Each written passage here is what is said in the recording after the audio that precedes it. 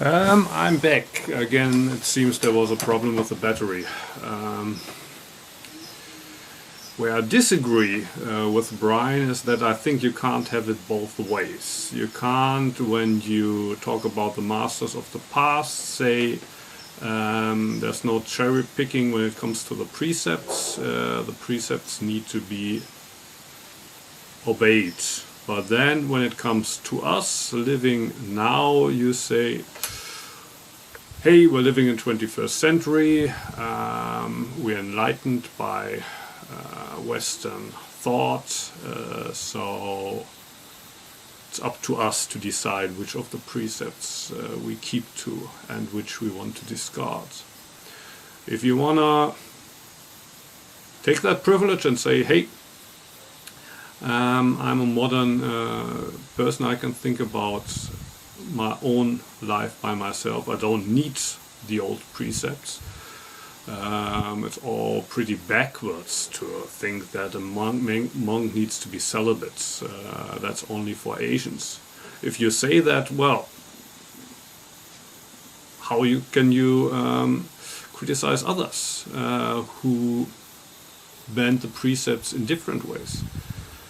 They were maybe wrong to do that. I think they were wrong to do that, but who knows what people in the future will say about us when we are bending the precepts or interpreting them our own way.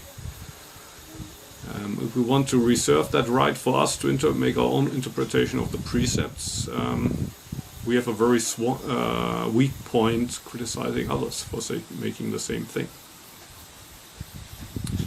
Okay. That's basically it. I hope it clarified something. If it didn't, yeah, I'm sorry. I can only then ask people to maybe watch the videos, maybe read through the articles once more, or maybe it's not so important after all. I do not agree with the translations that Brian has made, also the new one on the Japan Focus site, where he's translating stuff in a very strange way. If you speak Japanese and you have a look at it, well, I wonder how such translations are possible. Brian published a book in Japanese more than 40 years ago. So how is such a reading possible? But I mean, all these points, they're minor. I think the main point is how do we live our own lives. And if you interpret Bismarck's word as saying that, well, any fool can learn from their mistakes, it's more important that we first look at the others' mistakes. I disagree. And I don't think that's what Bismarck is saying, as I explained the other day. And there's a similar quote in the Tenzo Kyokun. If I recall it right, it's the foolish person sees himself as others. The wise person sees others as himself.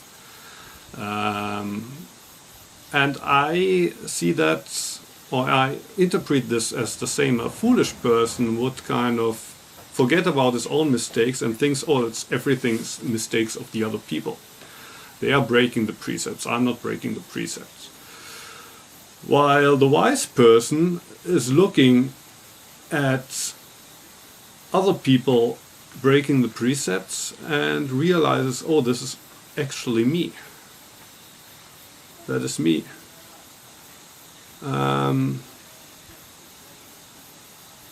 And that's an attitude I would try to develop, and I hope that Brian also can develop that kind of attitude. I don't see it right now.